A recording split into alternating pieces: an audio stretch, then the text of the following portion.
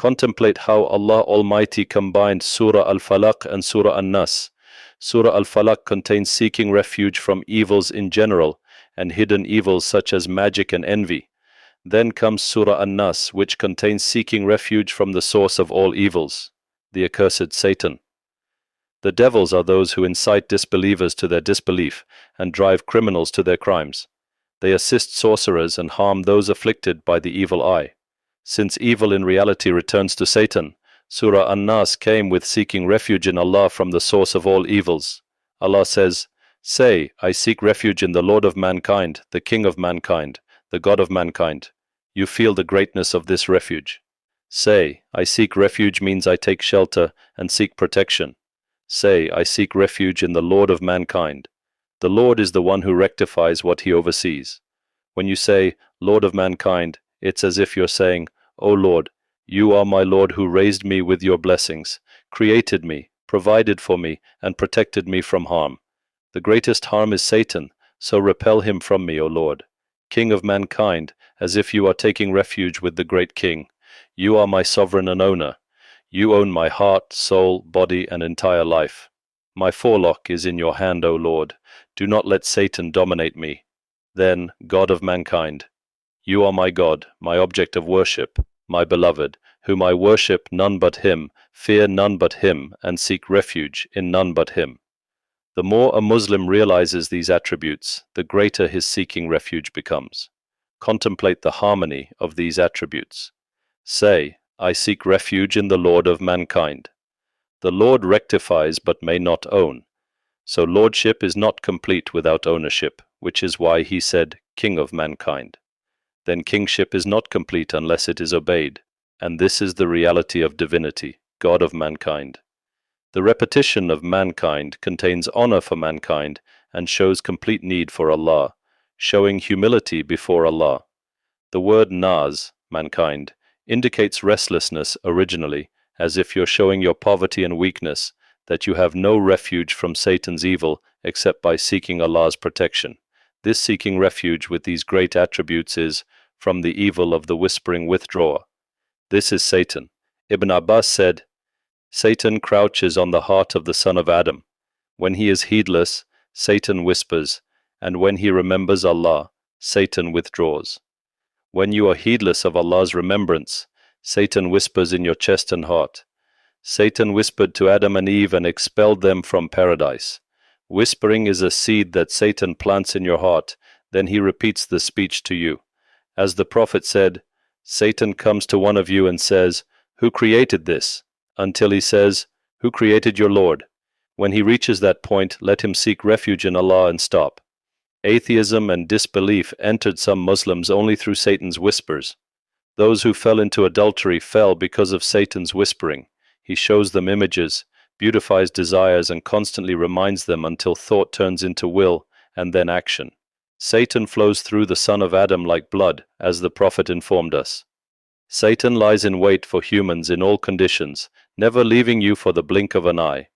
Even in prayer, there is a special devil called Kinzab, who distracts you until you don't know how much you prayed or what you said, taking away the good from you. When you enter your house without mentioning Allah, Satan enters with you. When you sit at the dining table without mentioning Allah, he eats with you and the blessing disappears.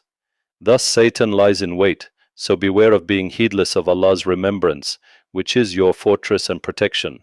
Allah combined severe warning by saying, from the evil of the whisperer, with reassurance by saying the withdrawer. Withdraw means he fled and hid. Satan withdraws when you remember Allah, he disappears and distances himself. The Prophet said, when the muezzin calls to prayer, Satan runs away farting, so he doesn't hear the call to prayer, going to Rawha, more than 50 kilometers from Medina. Look at the power of Allah's remembrance against Satan. When a companion said, may Satan be cursed after his donkey stumbled, the Prophet said, don't say that, for he becomes arrogant and says, by my strength I made him fall. But say, in the name of Allah, for when you remember Allah, he becomes small until he becomes like a fly. Therefore we must persist in Allah's remembrance. Keep your tongue moist with Allah's remembrance so Allah may bless what you do. When Satan accompanies you, he removes blessing. But when you remember Allah, Satan withdraws. The warning from whispering is repeated, because Satan cannot dominate humans except through whispering, who whispers in the chests of mankind. Although this is general, for Satan has other evils including physical afflictions, the greatest evil is whispering in people's chests. Allah reveals the reality of Satan by saying, "From among the jinn and mankind." There are devils from the jinn. Every human has a companion from the jinn assigned to him, who constantly whispers. Jinn devils see you from where you cannot see them. There are also devils from humans, evil companions who are devils of humanity. As we heard, the wrongdoer will bite his hand saying, "I wish I had not taken so-and-so as a friend. He led me away from remembrance." This is a human devil who turns you from Allah's obedience and beautifies sins. How many youth met evil companions and were guided to corruption until they went astray? A man follows the religion of his close friend, as the Prophet said. These are devils of humanity, so beware lest they mislead you from Allah's obedience. What a wonderful conclusion to the noble Quran. The Quran concludes with seeking refuge chapters, just as recitation begins with seeking refuge. When you recite the Quran, seek refuge in Allah from the accursed Satan, to remove barriers to benefiting from the Quran. Satan doesn't want good for you. When you turn to reading Quran, he distracts you and confuses your thoughts. So you seek refuge at the beginning of reading, and when you finish, the Quran concludes with seeking refuge from evils and Satan, preserving the good you gained. Surah Al-Ikhlas contains monotheism and turning to Allah with needs, achieving all good. Then the seeking refuge chapters repel all evil. These chapters bring good to humans and repel evil. The seeking refuge chapters have great status. As authenticated in Muslim, the Prophet told Uqba ibn Amir, "Have you not seen verses revealed tonight the like of which has never been seen? Say, I seek refuge in the Lord of daybreak, and say, I seek refuge in the Lord of mankind." The Prophet said, "O Uqba, seek refuge with them, for no one has sought refuge with the like of them." He taught him these as the best 2 chapters that have been recited, and said, "You will never recite anything more effective with Allah." He also said they were chapters, the like of which were not revealed in the Torah, Gospel, Psalms, or Criterion. The Prophet told Abdullah ibn Khubayb, "Say, He is Allah, one, and the seeking refuge chapters, when you wake up and when you sleep, they will suffice you from everything."